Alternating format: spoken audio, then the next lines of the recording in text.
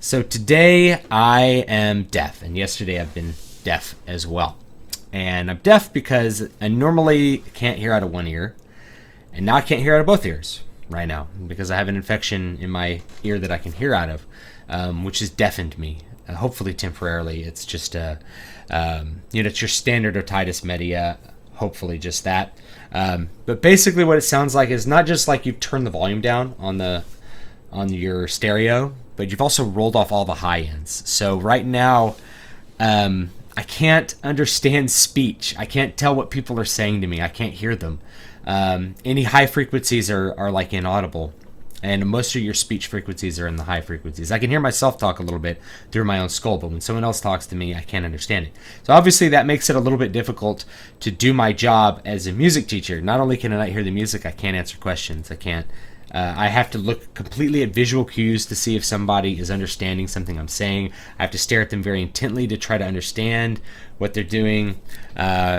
It's hard, and obviously it's made it difficult to make any other kind of content. And I have some content from the vault coming out in a couple hours, just to sort of pass the time between this and that.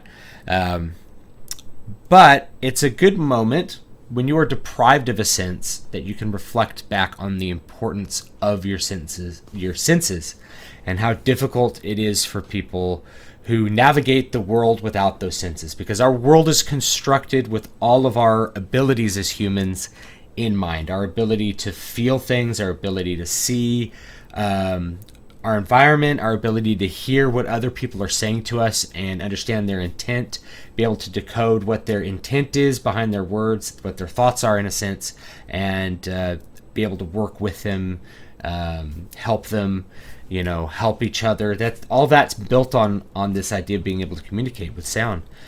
So obviously it's an intense disability if you are permanently deaf. Hopefully I'm not permanently deaf.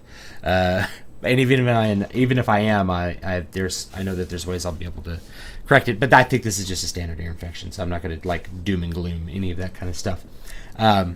But for people who are permanently deaf, that is something that is like a profound disability.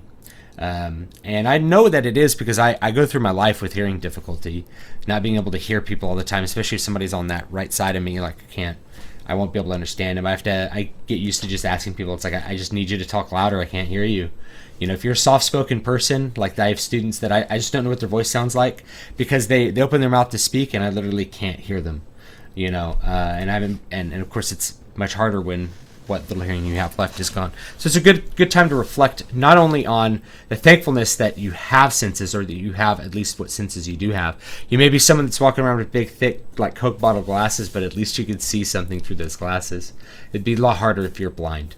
Much harder life. So our world is constructed around our ability to navigate the world. There's things like stairs.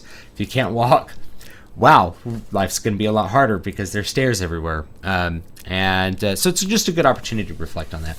And so I wanted to make this little video, tell you that, and also maybe you'll reflect on having some gratitude for the senses and the abilities that you do have, because you don't know what's going to be around the corner that's going to limit your possibilities. You could get in an accident and end up severely disabled, and that's going to severely limit your possibilities, right? Those physical disabilities. Or having your senses fail on you as you get older.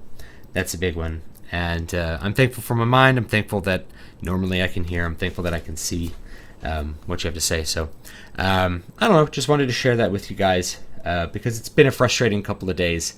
That's the other thing I'd say is like when you cannot communicate with people, when those lines of communication are down, man, that is frustrating. It's frustrating to hear only just like a choir of piccolos in my head when somebody's supposed to be talking. It's frustrating to not know whether I'm doing what somebody else wants me to do, and that becomes like an emotional, becomes emotionally exhausting to try to do things in your life when you have no idea what, you have no way to gauge with communication what what you're doing, whether you're doing is appropriate or not, or whether you're in the right place, or if somebody tried to get your attention and you missed them. There's always a worry there because you don't have your senses to confirm to you that you're doing the thing you're supposed to be doing. So that's another bit of the reflection. I hope you guys are having a great day. I'll be back as soon as I'm able to get a little bit better here and can actually hear. I can't even watch YouTube videos really. So I'll be back as soon as I can. Otherwise, I'm going to spend some time writing. And Hey, you guys have a great day. I'll see you later.